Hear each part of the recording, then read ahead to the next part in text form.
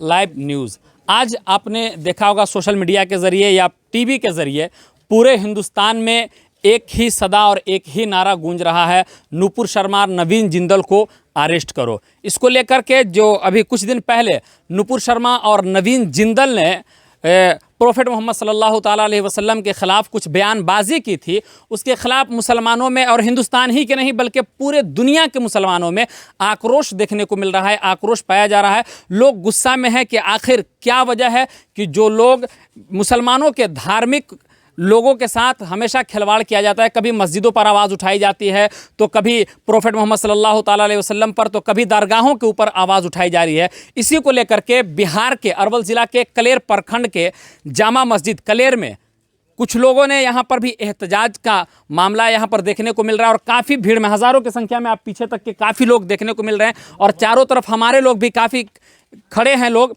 इस तरफ भी आप देख सकते हैं और काफ़ी लोग यहाँ पर ये देख सकते हैं अरेस्ट नुपुर शर्मा एंड नवीन जिंदल का पोस्टर लगा हुआ है। काफ़ी लोग हमारे साथ जमे हुए हैं। अभी देखिए हमारे साथ ये पूर्व दरोगा वैलुल्लाह खान साहब भी हमारे साथ जुड़ चुके हैं। आइए सबसे पहले आपसे हम ये पूछना चाहेंगे सर कि ये बताएं कि आज का एहतजाज ख़ास किस वजह से है?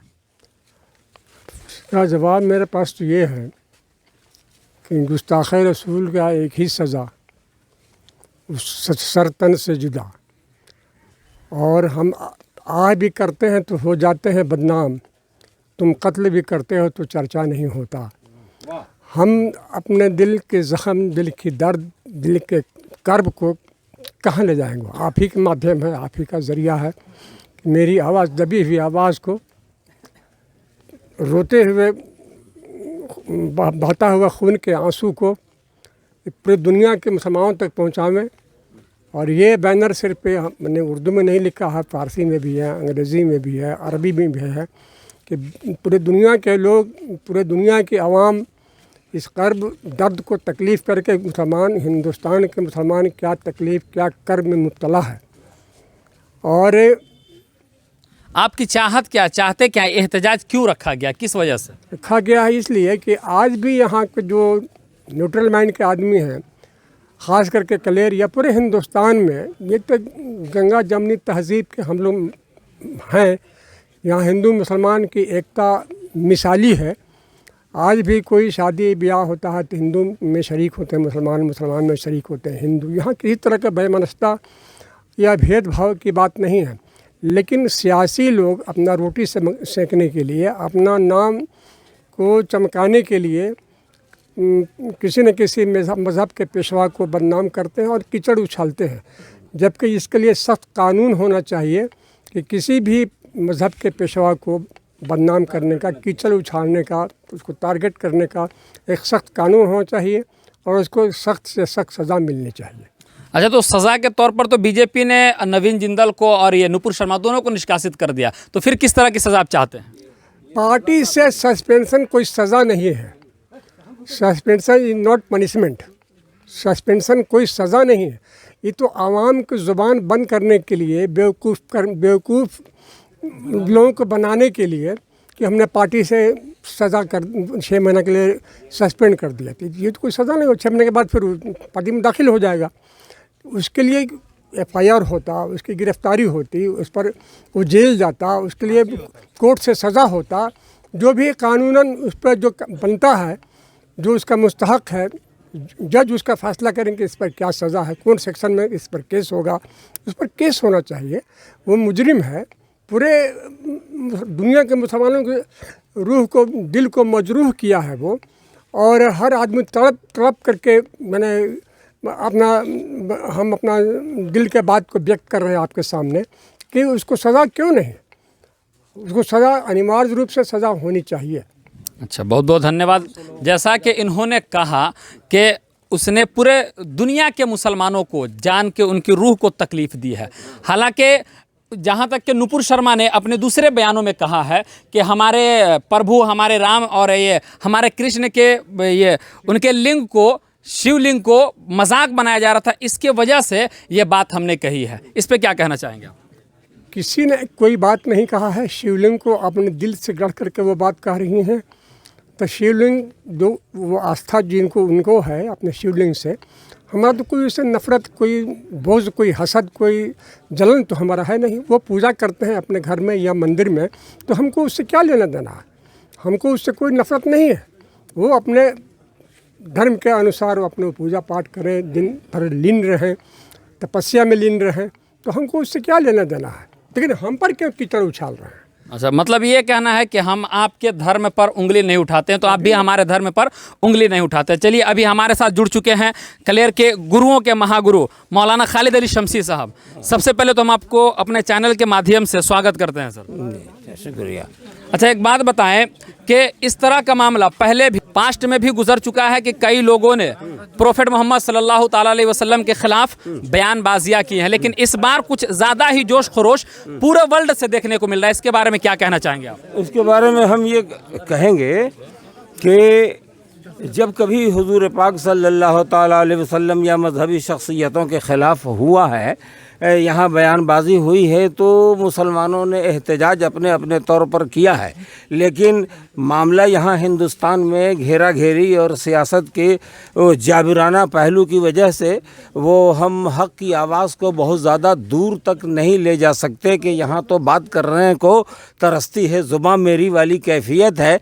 इसलिए अगर हम आह भी करते हैं तो हो जाते हैं बदनाम, और वो कत्ल भी करते हैं तो चर्चा नहीं होता। वो नस्ल कुशी करते हैं, वो मॉब लिंचिंग करते हैं, वो दरगाहों, मस्जिदों, अजानों, हिजाबात और इस्लामी चीज़ों का वो सब कुछ करते हैं, और हम भी ये करके रह जाते हैं, सिर्फ एक हल्की सी फरियाद करके रह जाते हैं। ये आवाज़ अब के जो ज़ोरदार उठी है, इसलिए कि बाहरी दुनिया ने भी इसको कबूल कर लिया, और बाहरी दुनिया ने इसको सच जाना कि वाकई मुसलमान सताए जा रहे हैं। तो एक प्लेटफार्म पर हो करके उन्होंने, अगरचे कमज़ोर आवाज़ में, कि उनकी आवाज़ में भी मुझे दम नहीं मालूम होता, ताहम एक इत्तेहाद ज़ाहिरी नज़र आ रहा है। उसकी वजह से आपको लग रहा है कि ये मामला बहुत बड़े पैमाने पर उठा है। खुदा करे ये बहुत बड़े पैमाने पर इसलिए उठे कि लोग अपने रसूल पाक सल्लल्लाहु ताला अलैहि वसल्लम के सिलसिले में जो बेहिसी के शिकार हैं, यानी मुसलमान, उनको ये हकीकत मालूम हो जाए जिसको सदियों पहले इस्लाम ने नज़रिया दिया। और शेर में डॉक्टर इकबाल ने भी कहा था कि आबरूए माँ जना में मुस्तफ़ा हस्त, कि हमारी आबरू मुस्तफ़ा के दम कदम से कायम है। अगर प्यारे मुस्तफ़ा का वक़ार रहा तो हमारा वजूद बाकी रहेगा। अगर हुजूर सल्लल्लाहु ताला अलैहि वसल्लम की ज़ात शख्सियत जो है निशाने पर रहेगी तो फिर हमारा वजूद भी बाकी नहीं रहेगा। अच्छा सर, कुछ इसमें ऐसी भी बातें हैं जैसे अरबी में लिखा हुआ, हिंदी समझ में आ रहा है, लेकिन ये अरबी में लिखने का मकसद क्या है? अरबी में लिखने का मकसद वो ये है कि बताता हूँ उसका मकसद, लेकिन मुख्तलिफ़ ज़ुबानों में ये है, सिर्फ अरबी में नहीं है कि आप अरबी को टारगेट करें कि अरबी में क्यों है। अरबी में इसलिए है कि मुसलमान, यहाँ पर हिंदुस्तान में अरबी में लिखने का मकसद नहीं समझ में आया, इसलिए पूछा मैंने। अरबी में लिखने का मतलब ये है कि मुसलमान कुरान का एहतराम सबसे ज़्यादा करता है, यानी आसमानी किताब है ये, और उसमें ये इरशाद है व तुअज़्ज़िरूह व तुवक़्क़िरूह। एक बैनर पे आप देखेंगे, उनकी ताज़ीम करो, तौक़ीर बजा। सुब्बुल्लज़ीना यदऊना मिन दूनिल्लाह, ये लोग हज़ार, मतलब ये कि हमारी दिल बर्दाश्तगी का सामान करें और हमारी मजहबी शख्सियतों को वो मजरूह करें और टारगेट करें, लेकिन हम इनकी मजहबी शख्सियतों को, देवी देवताओं को बुरा नहीं कहते, कि हमारे कुरान से मना किया गया कि तुम उनके खुदाओं को, तुम उनके जिनको मानते हैं वो, उनको बुरा न कहो। इसीलिए हम इस्लाम के कानून के तहत उनके देवी देवताओं को कभी बुरा नहीं कहते। आप अगर आज वो ये कहते हैं कि तुम तो हमारी कसरत और हमारे डर की वजह से आज नहीं बोलते हो, तो हम ये कहते हैं कि जब डर नहीं था, जब मुगलिया सल्तनत के डंके बज रहे थे, उसी वक्त की कोई तहरीर दिखाओ कि तुम्हारी देवी देवता के ख़िलाफ़ हम लोगों ने कुछ किया हो। तो जब ताकत थी, जब भी नहीं, आज जो ताकत नहीं इसी है। बात को लेकर के तो वो बार बार कहते हैं कि बाबर ने मस्जिद बनाई है तो मंदिर तोड़ करके, अभी ज्ञानवापी का जो मुद्दा उठा था वो भी यही कह करके कि वहाँ पर शिवलिंग पाया गया है। इस पे क्या कहेंगे? शिवलिंग पाया गया या कुछ पाया गया, मैं अर्ज़ करूं कि राम बाबू सक्सेना यूपी के गवर्नर गुजरे हैं, उनकी एक तहरीर जमात मौदूदी ने छापा था, उसमें साफ उसने लिखा था कि ज्ञानवापी तो आलमगीर औरंगज़ेब का वो था, वो जर्नल था जो आलमगीर औरंगज़ेब वो बंगाल के मुहिम पर जाते हुए बनारस ठहरे थे, तो उनकी औरतें वो मंदिर के दर्शन के लिए गई थीं और उनको कत्ल करके डाल दिया गया था। अब बाद में तलाश करने पर मंदिर के तहखाने में मिली, तो गुस्सा में उसी ने जो है मंदिर को ढहवाया था। मस्जिद उसकी जो बगल में बनी हुई है, जहाँ इमाम का मेहराब है ना, इमाम के मेहराब के सामने मंदिर पड़ती है, मंदिर को उसी ने ज्ञानवापी ने ढहवाया था। ये तहरीर है राम बाबू सक्सेना की, जिसने सरकारी गज़ट और सरकारी सबूतों के साथ है अपना मजमून लिखा था। अफसोस कि इस वक्त में मेरे पास नहीं है, मगर डाल्टनगंज में जमात मौदूदी के एक मेंबर ने हमको दिया था। अच्छा, एक बात है, अभी कुछ दिन पहले जब ये काम हो रहा, बीच में ही नुपुर शर्मा के एक और बयान आया कि मुझे निष्कासित तो कर दिया गया है, लेकिन गृह मंत्री जो भारत के हैं उन्होंने और बीजेपी के बड़ी बड़ी शख्सियतों ने, बड़े बड़े लीडरों ने हमें कहा है कि आप घबराएं नहीं, आप परेशान ना हो। तो इस पर आप कैसे कह सकते हैं कि गवर्नमेंट फिर उसको सजा देगी? सज़ा नहीं दे सकती, या और उनका तो पहले से तसव्वुर है, ऐसे हर ज़्यादातर बीजेपी लीडरों का यह तसव्वुर है कि ये मियाँ भाई कोतवाल तो डर काहे का। तो पीठ पीछे जब खड़े हों और अखबारात और रसाइल के पढ़ने से पता ये चलता है कि ये लोग उसकी हिमायत ही में खड़े हैं कि कोई मुजरिम जुर्म में अगर जाता भी है जेल में तो उसके निकलते वक्त हार फूल पहनाते हैं, यानी मुजरिम की इस तरह से हौसला अफजाई करते हैं, अपनाते हैं, यानी मुजरिम की इस तरह से हौसला अफजाई करते हैं, और हर मुजरिम की ये लोग हौसला अफजाई करते हैं। ऐसा नहीं करते कि वो जुर्म से बाज आ जाए, उसके साथ कोई ऐसी सख्ती नहीं करते। इसलिए इसका शिकवा तो है, मोदी जी हों या कोई साहब हों, इस इल्ज़ाम से नहीं बच सकते कि दर पर्दा आप ही का इशारा है। और फ़ारसी में एक शेर है कि ए बादे सबा ई हम आबुर दए तुस्त, ए बादे सबा ये सब तुम्हारा ही लाया हुआ है। तो ये सब उन्हीं के वो छत्र छाए में पनप